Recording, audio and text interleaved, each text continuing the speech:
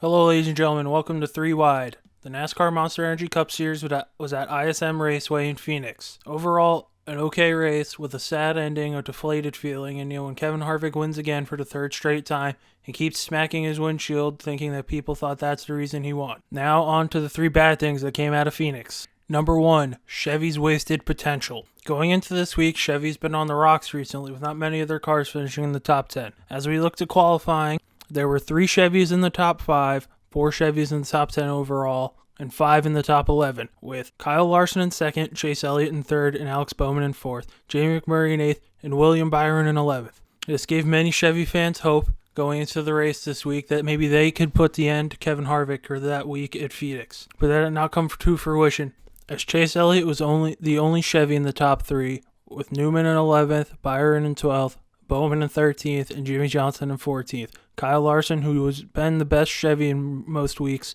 finished 18th, as he had a weird wheel-hopping rear wheel chatter in turn 3 and spun out and never rebounded from there.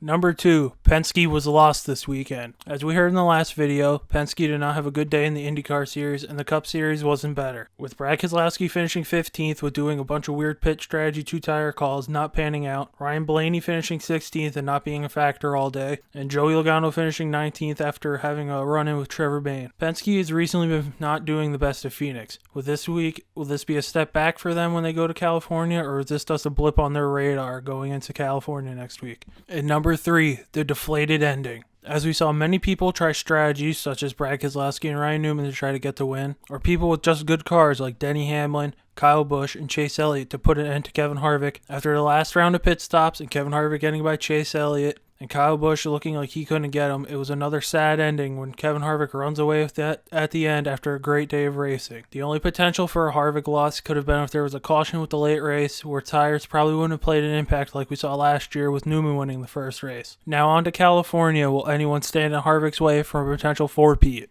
Now on to the 3 good things that came out of Phoenix this weekend. Number 1, the variety up front. At the front in Phoenix this weekend, there was 9 drivers who led laps, with Kyle Busch leading 128, Kyle Larson leading 54, Kevin Harvick leading 38, Denny Hamlin leading 33, Ryan Newman leading 23, William Byron leading 15, Brad Keselowski leading 12, Kurt Busch leading 6, and Martin Truex Jr. leading 3 laps.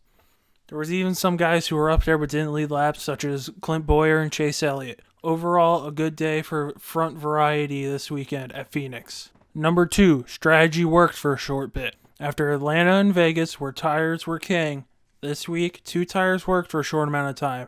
They got Brad Keselowski to lead, William Byron the lead, and even staying out for a longer time like Ryan Newman saved him the lead. And actually, he got 2 tires on his last stop, what got him an 11th place finish instead of finishing worse, potentially 16th or worse. This was a breath of fresh air with a strategy call would actually work instead of where it's been at Atlanta in Las Vegas where you have to put 4 or you're going to the back. That was the second best thing that came out of this week at Phoenix. And number 3, the best thing that came out of Phoenix this week was Matt DiBenedetto. Matt DiBenedetto showed up to Phoenix this week with a blank race car. He reached out on social media to see if anyone could potentially set him up with sponsors, and he got a huge outpouring from drivers such as Denny Hamlin and Kevin Harvick and Darrell Waltrip. He even got a poker site to sponsor him this week, showing that NASCAR fans will rally around drivers they think can do something when they support them. Now on to what to look forward to next week at Auto Club Speedway. Number 1, Kyle Larson's 2-mile track streak. The last 3 times the NASCAR Cup Series has been at a 2-mile track, Kyle Larson's been the winner in victory lane. Now with Larson in his new Chevy, will his streak continue or will it end this week at Auto Club? Number 2, who could break Kevin Harvick's streak? As just mentioned in the last one, Larson's been the car to beat at a 2-mile track the past couple of times. But as we look at tracks like Michigan, Chase Elliott's been a good car, and last year Brad Keselowski finished 2nd, Clint Bowyer finished 3rd, Martin Truex Jr. finished 4th, and Joey Logano finished 5th. Many of them will be named to watch to potentially break Harvick's streak and get their first wins of the 2018 NASCAR season. And number 3, which line will work? Auto Club Speedway is a multi-groove racetrack, and as we've seen this year,